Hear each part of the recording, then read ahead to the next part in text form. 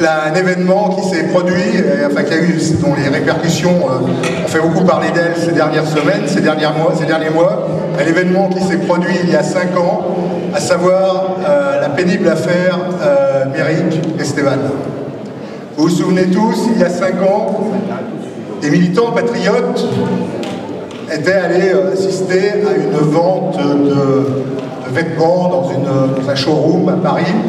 Et là, il se trouvait que le même jour, un groupe de gauchistes est venu, sans doute pour les mêmes raisons d'ailleurs, pour faire lui aussi peut-être ses courses, peut-être. Et parmi ces gauchistes, il y en avait un en particulier, particulièrement teigneux, qui a commencé à provoquer ces jeunes militants qui ne demandaient rien à personne, qui étaient juste venus en amis pour faire leurs courses. Cette affaire s'est terriblement mal terminée, puisque en sortant, je ne vais pas revenir sur tous les détails de la journée, ça on en a assez parlé, ça a été assez longuement évoqué, mais en sortant de l'endroit où avait lieu cette vente, les jeunes patriotes ont été agressés par une horde de gauchistes. Il se trouve qu'un malheureux point final à cette bagarre qui a duré 7 secondes a fait que l'un d'entre eux est décédé. Je dois dire qu'on ne doit jamais se féliciter de la mort de quelqu'un, fût-il un provocateur gauchiste. Mais quoi qu'il en soit, à partir de ce moment-là, le tonnerre médiatique s'en est pris à la droite nationale dans son ensemble et au mouvement Troisième Voie que dirigeait mon ami Serge Ayoub en particulier. Là-dessus, les militants ont été arrêtés, se sont rendus d'ailleurs devant, se sont rendus, eux-mêmes à la police, et un d'entre eux, Esteban Morio, a passé 15 mois en prison, et un autre, Samuel Dufour, a passé, je crois, 13 mois ou quelque chose comme ça. Le procès a eu lieu 5 ans plus tard, c'est-à-dire il y a quelques semaines. Alors, il ne nous appartient pas il ne m'appartient pas en tant que directeur de synthèse nationale de revenir sur ce procès, actuellement, puisqu'il y a un appel qui a été fait, et il y a une seule chose que l'on peut dire, c'est que ce procès ne s'est pas déroulé véritablement comme on le souhaitait. Alors, tout d'abord, je voudrais rappeler une chose, lorsqu'on a affaire à un procès politique, on se doit d'avoir une défense politique. Or, il se trouve que pour des raisons que je ne jugerai pas ici, qui appartiennent à l'entourage proche des militants qui se sont retrouvés dans une situation bien peu enviable, eh bien, le choix de l'avocat qui a été fait, à qui on ne peut pas reprocher d'avoir du mal à défendre des gens qui ont nos idées, puisqu'il n'a pas nos idées. Eh bien, ce choix a fait que ces militants ont été condamnés aux pires peines qu'ils pouvaient imaginer, à savoir 11 ans et 7 ans, si je me trompe, ça doit être ça. Donc nous allons en parler tout à l'heure. Mais la seule chose que je voulais dire, c'est qu'un procès politique, il faut une réponse politique. Or, imaginez un instant que si Jacques Izorni, par exemple, avait plaidé pour le maréchal Pétain l'erreur de vieillesse, est-ce que vous croyez qu'il aurait sauvé la peau du maréchal? Bon, qu'il n'a pas été condamné à mort, comme il devait l'être, enfin comme la justice voulait le faire, je ne pense pas. Est-ce que vous croyez que Jean-Louis Tixier-Vignancourt, si dans le procès du général Salan, il avait parlé d'une sénilité nostalgique de l'Empire, il l'aurait... Non, il s'est battu, ils se sont battus tous les deux, Izorni et Tixier-Vignancourt, sur des thèmes politiques, et c'est comme ça qu'ils ont gagné. Malheureusement, ça n'a pas été le cas, et de tout ça, Serge Ayoub, qui a été un petit peu le témoin à contresens dans cette affaire, qui est parmi nous aujourd'hui, vous en parlera tout à l'heure. Alors dans un premier temps, je vais passer la parole à Aristide Lecate. Aristide Lecate est journaliste pour le quotidien Présent. Il contribue aussi à Radio Liberté et à Synthèse Nationale. Mais Aristide a suivi ce procès. Il a quelques mots à vous dire là-dessus. Aristide, c'est à toi. Merci Roland. Alors, mesdames et messieurs, je vais être un peu rapide parce que j'ai malheureusement un train, je dois retourner dans ma province. Et la SNCF n'attend pas. Je vais aller, ça va me permettre d'aller tirer droit au but. Il y a un point que vient d'évoquer Roland Elie, c'est effectivement, c'est une des leçons, d'ailleurs, c'était le thème de mon intervention, et une des leçons de cette affaire Méric, on va l'appeler comme ça, hein, pour faire simple, c'est que précisément la défense a été, la tactique de défense a été assez calamiteuse, il faut bien le dire. Il faut bien le dire parce que ça a commencé d'abord par le choix des avocats. Il faut quand même savoir que Esteban Morillo, qui a été défendu par Maître Maisonneuve in fine, avait commencé par être défendu par Pierre Dassaledé. Pierre Dassaledé, qui est un avocat proche du Front National, plutôt nationaliste, et Pierre Dassaledé, quand même, qui avait obtenu, au moment de l'instruction, pour Esteban Morillo, la requalification pénale, c'est-à-dire qu'on est passé, si vous voulez, de l'accusation d'homicide volontaire à violence volontaire ayant entraîné la mort, sans intention de la donner. Ça, je dirais que la défense suivante, assumée par Maître Maisonneuve, peut, je dirais, l'en remercier. Donc comme quoi, et je dirais, le débat, alors vous allez me dire c'était à l'instruction, certes c'était peut-être plus facile, mais le débat quand même était un débat technique, un débat juridique, mais c'est un débat qui a porté, et à aucun moment, si vous voulez, l'avocat d'Esteban Morillo n'a cherché à se retrancher derrière je ne sais quelle repentance, un reniement, renoncement, renonciation au combat qui était celui de ces nationalistes à l'époque. Bon. Ça déjà, c'est une leçon. Et effectivement, c'est une leçon qu'il faut, je dirais, méditer. Alors, je ne vais pas, j'en parlerai peut-être tout à l'heure, mais je ne vais pas trop insister dessus. Mais c'est vrai que si il peut vous arriver, on peut être pris par la police, une manifestation, jamais, à aucun moment, il faut se renier. Il ne faut pas non plus chercher, je dirais, à se suicider, mais il ne faut pas non plus aller à Canossa.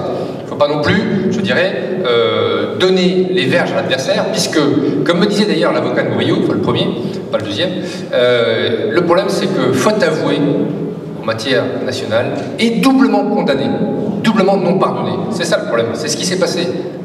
Alors je le fais malheureusement un peu à gros traits, mais ça il faut quand même je dirais, le retenir. Je ne vais pas aller au-delà parce que Roland en a parlé, peut-être que vous le redirez tout à l'heure.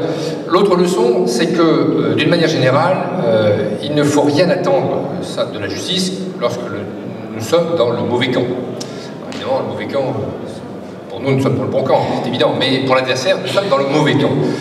Et le problème, c'est que, et d'ailleurs, je fais un lien, d'ailleurs, puisque la plupart d'entre vous étaient là tout à l'heure aux conférences sur la désinformation, mais il ne faut pas faire confiance parce que on ne doit rien attendre parce que précisément les dés sont pipés d'entrée de jeu. Les dés sont pipés déjà de manière sémantique.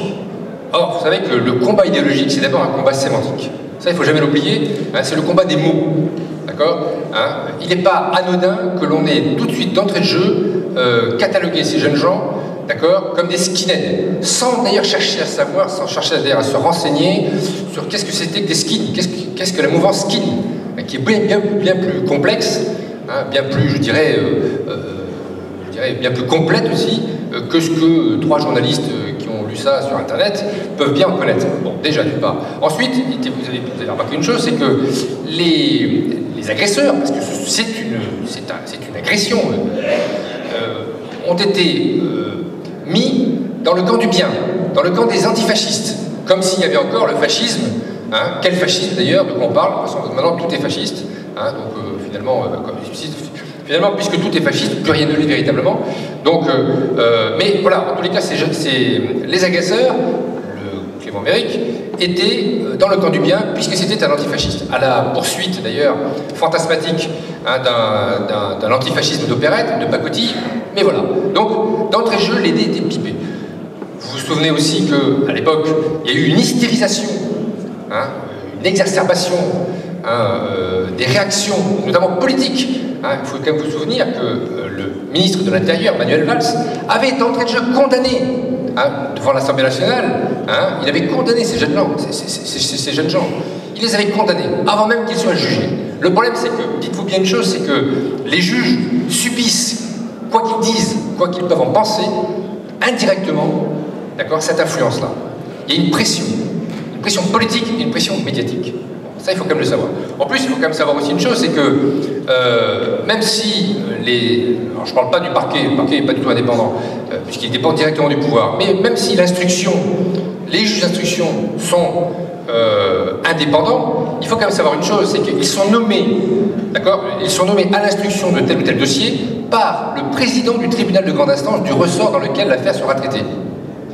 Ça veut dire quoi? Ça veut dire tout simplement que si on ne fait pas pression directement sur le corps des juges d'instruction, on va faire, je ne vais pas dire pression, mais enfin, on va faire des petites invites, hein, à l'occasion d'un dîner en ville, à l'occasion d'une tenue maçonnique, à l'occasion peut-être d'une partouze, à l'occasion, bref, plein de choses. Vous voyez ce que je veux dire? On va, écoute, tu aimerais peut-être, tu en es où au niveau de ton échelon, au niveau de ton grade? Tu aimerais peut-être te retrouver à la cour d'appel? Bon, écoute, si tu pouvais me choisir un juge qui traite le dossier de façon comme on voudrait, tu comprends bien, ça sera bien vu en haut lieu. Ça se passe comme ça. Hein, ça se passe comme ça. Il n'y a pas, c'est évident que c'est pas le Premier ministre de l'époque, hein, ou le ministre de l'Intérieur qui va prendre ton téléphone, hein, qui va appeler le président de la juridiction. Non, pas ça du tout. Mais, en tout cas, on va faire, si vous voulez, d'accord, de la pression douce. Hein, et c'est comme ça que ça passe. Et c'est pour ça que, d'une manière générale, ce dossier a été instruit. D'ailleurs, il a été instruit. Il y a eu 2 juges d'instruction. Hein, alors il y en a une, je ne me souviens plus le nom parce qu'il a un nom imprononçable, qui avait à peu près commencé à bien instruire le dossier. Le problème, c'est que, pour des raisons qui seraient trop long à l'expliquer, elle est obligée de passer le dossier à sa collègue. Et sa collègue, pour le coup, a dessaisi même d'ailleurs la première des PJ qui était chargée de l'enquête pour la confier à la brigade criminelle pour confisquer des orfèvres. Bon. Et d'entrée de jeu, si vous voulez, dès lors qu'on commence, si vous voulez, à dessaisir tel corps de police pour confier l'enquête à tel autre corps de police, on instille, si vous voulez, une guerre des services, une guerre des polices. Tout commence à battre de l'aile. L'institution judiciaire, à ce moment-là, n'est plus crédible. Voilà. Donc, si vous voulez, ne rien attendre de la justice, ça, surtout quand on est dans notre camp, je dirais, c'est la leçon cardinale. Voilà, j'en aurais terminé là-dessus. Je pense que mes...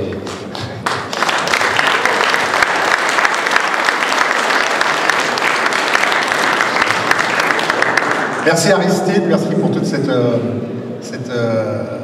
informations. Et je pense qu'on peut l'annoncer déjà. Dans quelques jours, va sortir un numéro... Début novembre, va sortir un numéro hors série de Présent qui reviendra largement sur cette affaire. Donc évidemment, on peut vous inviter à vous le procurer, à le diffuser. Et dedans, Aristide Lecatre, qui en est l'un des principaux...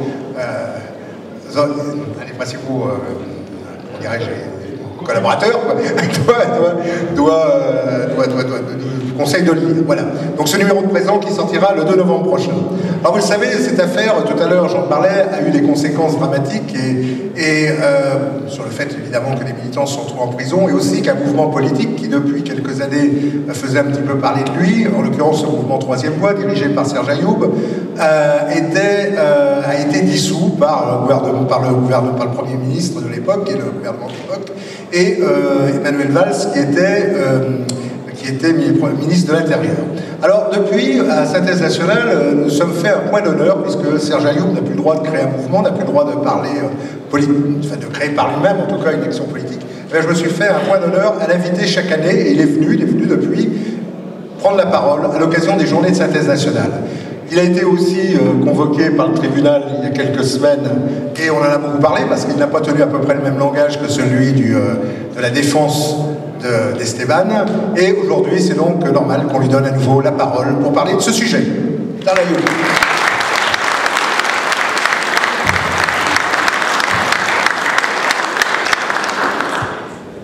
Je vais essayer d'être concis et de vous parler de l'affaire Méric de façon claire et rapide. Première des choses, l'affaire Méric, c'est une somme d'erreurs.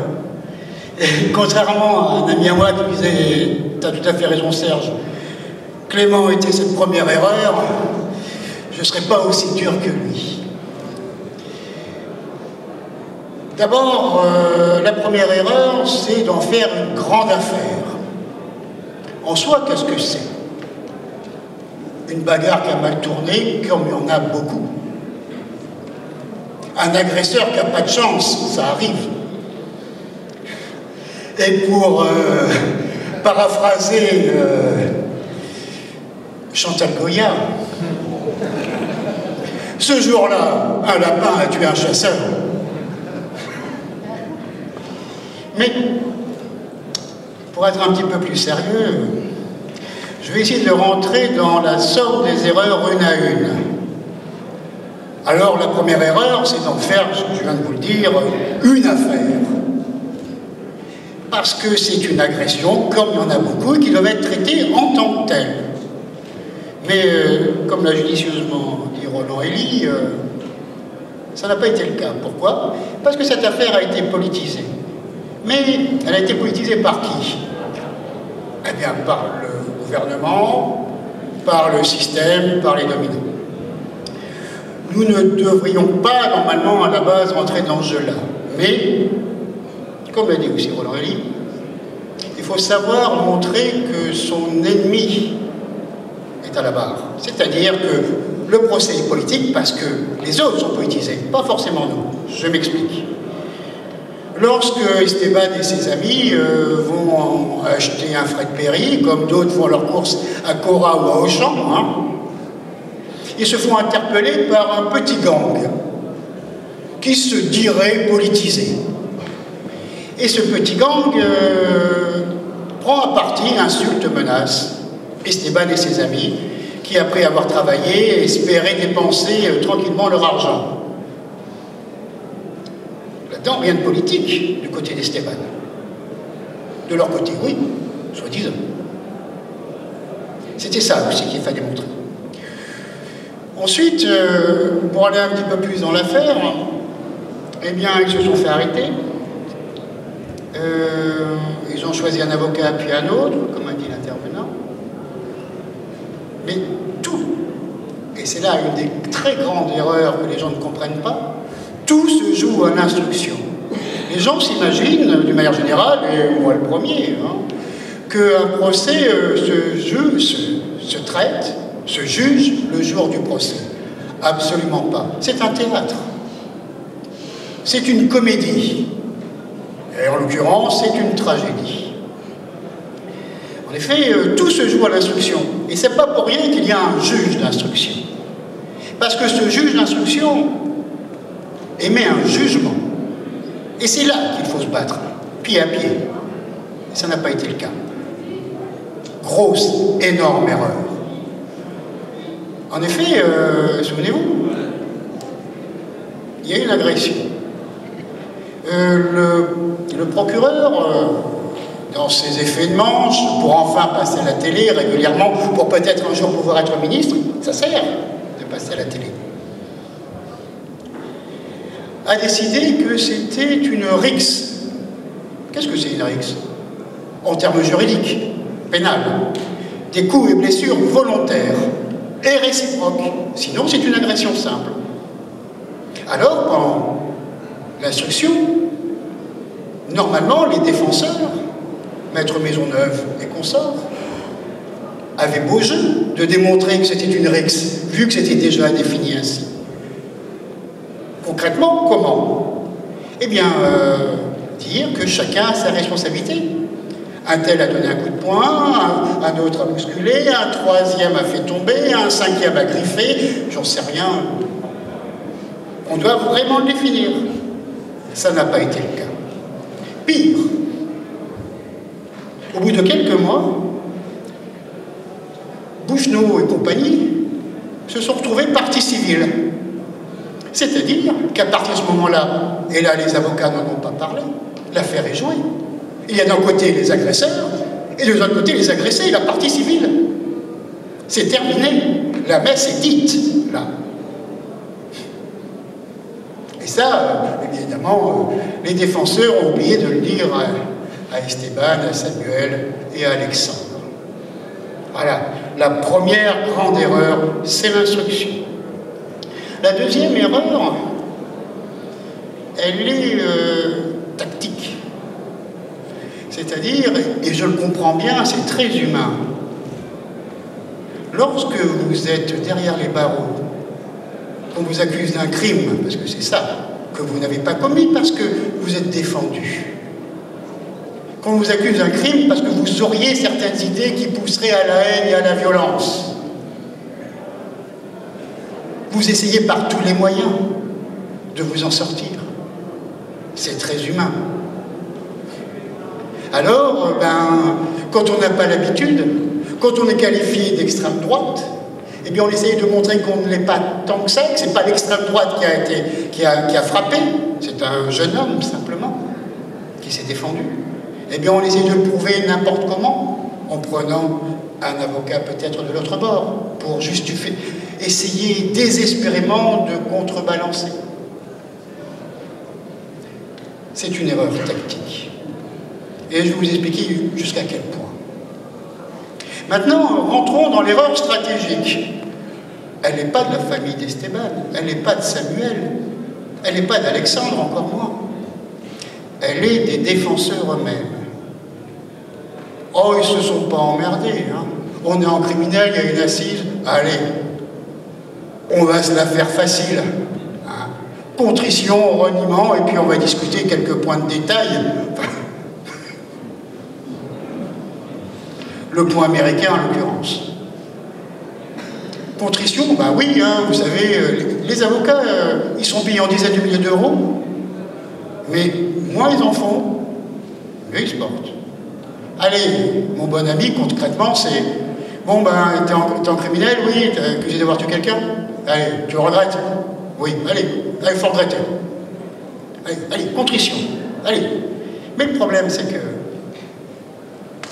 comment voulez-vous concrètement qu'Esteban regrette ce qu'il n'a pas fait? Il ne peut pas regretter. Et s'il regrette, c'est qu'il l'a fait. Erreur. Évidemment. Quand Esteban déclare à la présidente qu'il regrette, qu'il y pense tous les jours, et je le crois, et qu'il aurait préféré être à la place de Méric qu'à la sienne, là, c'est une grave erreur, et c'est son avocat qui aurait dû lui dire de ne pas dire ça. Parce que moi, je vais vous le dire, ce que j'aurais répondu naturellement à sa place, et c'est ce qu'il doit penser, le pauvre. Désolé, madame, désolé, mais je ne l'ai pas fait exprès, j'y suis pour rien. Je n'ai pas demandé que votre fils m'attaque par derrière. Et vous savez quoi? Eh bien, c'est même pas moi, c'est mon corps qui s'est défendu. Parce que, vous savez quoi? Il a voulu vivre. Et avec un certain humour, j'aurais dit, je préférerais, évidemment, mon corps, préfère être dans le box aujourd'hui que dans la boîte, comme votre fils. C'est une évidence. Et d'ailleurs, si son corps s'était pas défendu en se retournant et mettant un coup de poing pour sauver sa vie, bien peut-être que Esteban serait dans la boîte et Méric dans le box. C'était ça qu'il fallait dire. Donc je suis désolé, mais je ne demanderai pas d'excuses de ce que je n'ai pas fait.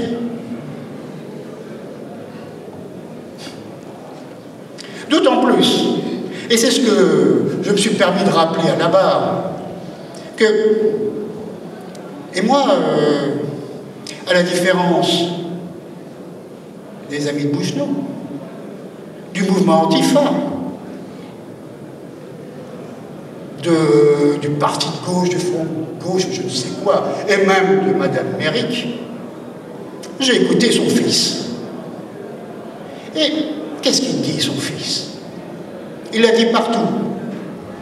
Il est un redskin. C'est un skinhead, hein, comme les autres, mais il est communiste. C'est son droit. C'est un combattant, il le dit. Il est en guerre contre le fascisme. Il est en guerre contre le fascisme. Mais alors, s'il est en guerre, il sait ce qu'il fait. Et moi, je reconnais à Clément Méric le fait qu'il est un homme et qu'il a agi par sa propre volonté. Et donc, il est responsable de ses actes. Il a attaqué, il a perdu. C'est la vie, et en l'occurrence pour lui, c'est la mort. C'était ça qu'il fallait dire. Et d'ailleurs, elle est même plus loin, et c'est ce que j'ai dit à la barre. Mais alors, si il a agi d'une façon responsable, si c'est sa volonté qu'il a imposée, celui qui a subi cette volonté est la victime. Donc la victime, c'est bien Esteban. Ça, la défense ne l'a pas relevé. C'est une erreur. Ensuite, l'erreur est idéologique. Et c'est là où on revient au choix de l'avocat. lorsque je suis venu, à la demande express, après les cris d'orfraie de l'avocat général et de la partie civile, qui voulait absolument que je témoigne, c'était très important. Je leur ai rappelé que sur les faits n'étant pas là, je n'avais pas grand-chose à dire. Enfin bon, on est dans un procès, quand même que j'ai un rôle, mais why not, hein, on n'est plus à ça près. Je leur ai dit, bon, bien, c'est un combat politique. Alors parlons politique. Ils sont antifascistes. Ils accusent donc Esteban, Samuel et Alexandre d'être des fascistes, c'est-à-dire, d'après eux, des gens qui, par leur idéologie, amènent à la haine et à la violence. Parlons-en. Ils étaient sympathisants de Troisième Voie. J'en étais le responsable. Je peux donc en parler. D'ailleurs, la première des choses, c'est avoir de la sympathie pour quelqu'un n'est pas un crime. J'ai de la sympathie pour mon boulanger. Je lui dis bonjour tous les jours. Mais je sais pas, c'est peut-être un tueur en série. Il a peut-être sa fille et la fille de sa fille dans sa cave, j'en sais rien.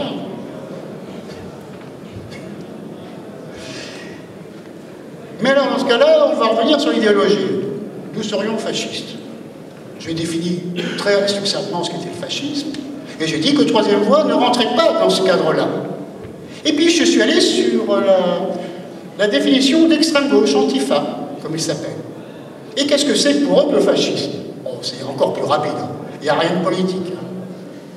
C'est la violence au service du pouvoir, du système, du gouvernement, du dominant, contre les dominés, les travailleurs, etc. D'accord. D'accord. Mais alors, excusez-moi, mais qui a défendu Méric et sa bande? Le ministre de l'Intérieur? Le Premier ministre? Mais alors, ces violents qui sont en guerre, ces combattants, combattent, expriment leur violence pour les dominants. Ce sont donc bien des fascistes, alors, suivant votre propre définition du fascisme. Ça aussi, la défense n'a pas rebondi dessus. C'est une petite erreur aussi. Parce qu'à partir de là, si Esteban, Samuel et Alexandre n'étaient pas fascistes, cette agression était injustifiée, même si elle était illégitime, même si elle était injustifiable, parce que avoir des idées politiques ne permet pas à l'extrême gauche d'agresser pas, suivant son bon plaisir. Contrairement à ce qu'a dit Valls à l'époque, qui disait que la violence antifasciste était légitime. Ça veut dire que, non, c'est très important. Ça veut dire que lorsque vous êtes antifasciste, et donc que vous êtes le bras armé du système, preuve en est, vous avez le droit de tuer. Bon, on a de la chance parce que chez ce monde local, tu mets une patate, il meurt. Donc ça va. Oui, mais non, ça peut paraître méchant, mais c'est vrai. Attendez, cette petite réflexion que je viens de faire, qui est un petit peu caustique, détaillons-la. Et c'est ce que je dis aussi. Mais si Méric avait été à Troisième Voie, il serait vivant. Eh oui, parce que nous, dans notre mouvement, on disait bien de ne pas faire ça, de ne pas se battre. Et d'autant plus que, parce que j'ai cette expérience-là, je ne vais pas minauder, hein. Tout le monde sait que je me suis un peu battu quand j'étais jeune. Eh bien, quand je vois un jeune qui n'a pas les moyens de se battre, je lui dis, combat pour tes idées, en faisant un blog, en organisant, en réfléchissant, ne va pas au front. Et je paraphraserai quelqu'un d'autre qui disait aussi qu'en temps de guerre, en 14, il n'y avait pas d'accès handicapé dans les tranchées. Eh oui. C'est caustique, mais c'est vrai. Donc, en fin de compte, et c'est ça qui m'a touché dans tout ce procès, c'est que j'ai vu un dénommé Bouchenon, embrassé la mère de Clément Méric. Eh ben, c'était le baiser de Judas pour moi. Et le jour où cette femme passera sa phase de déni et s'apercevra qu'elle s'est fait embrasser par ceux qui ont pesé fortement, largement sur la mort de leur fils, je peux dire qu'elle va vomir. Reprenons maintenant le cours des erreurs. On a parlé de la contrition. Reniement, stupidité, il n'y a rien à renier. Avoir des idées n'a jamais tué personne dans un sens ou dans l'autre. On me parlait, l'avocat de la partie adverse, ancien président de la Ligue des droits de l'homme, n'avait qu'une seule chose à me dire. Oui, il y en avait un quand même, il avait travail, famille, patrie sur le bras. C'est pas bien. Bon, déjà, j'ai été poli, je n'ai pas dit qu'un tatouage, ça tue personne. Ensuite, bon, travail, famille, patrie, entre nous, soit dit, c'est quand même mieux hein, que chômage, alloc et partout.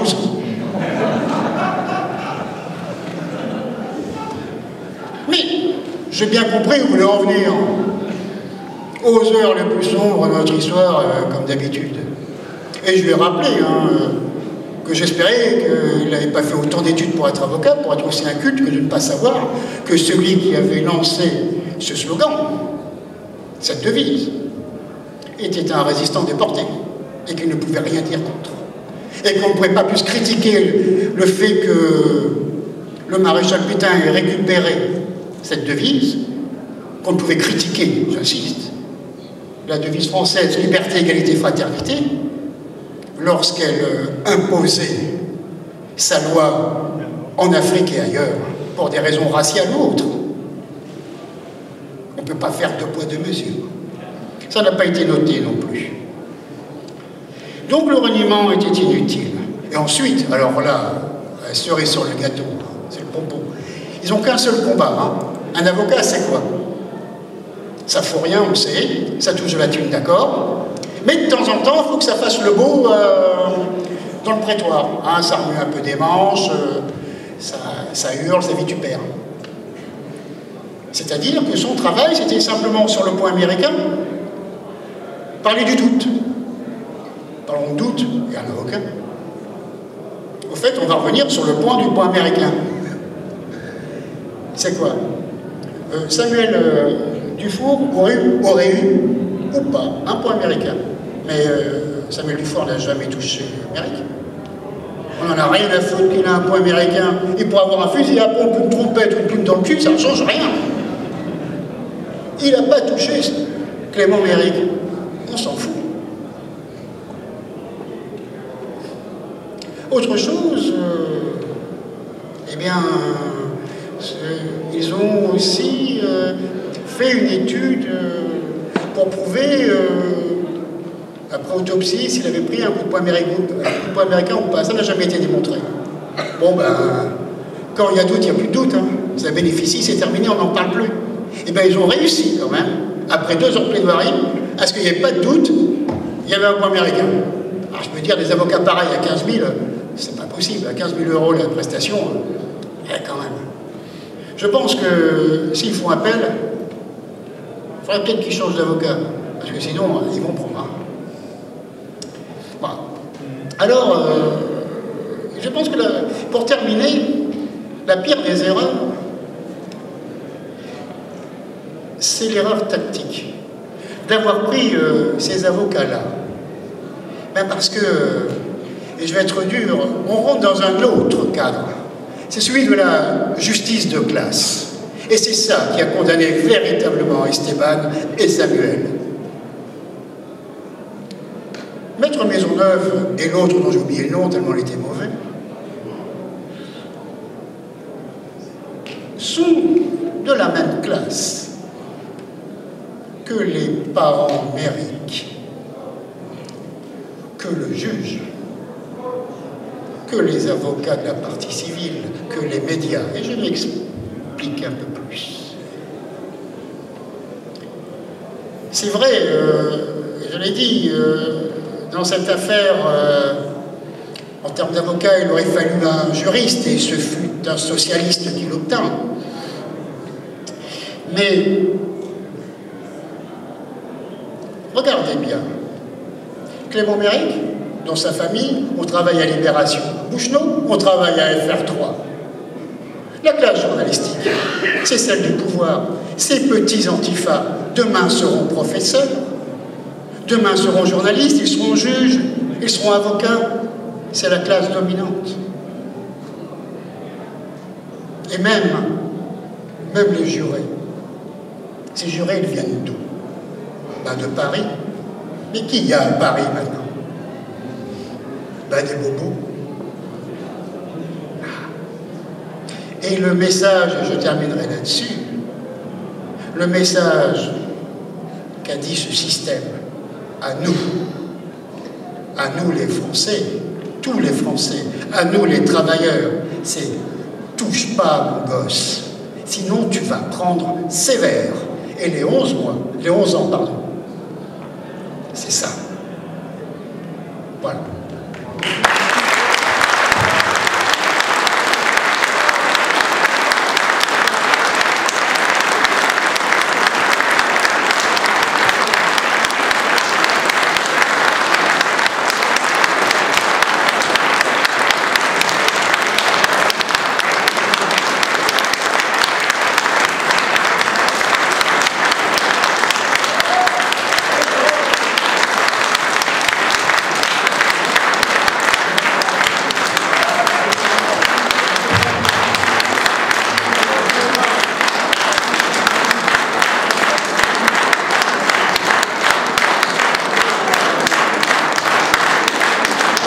Merci Serge, merci pour ces témoignages.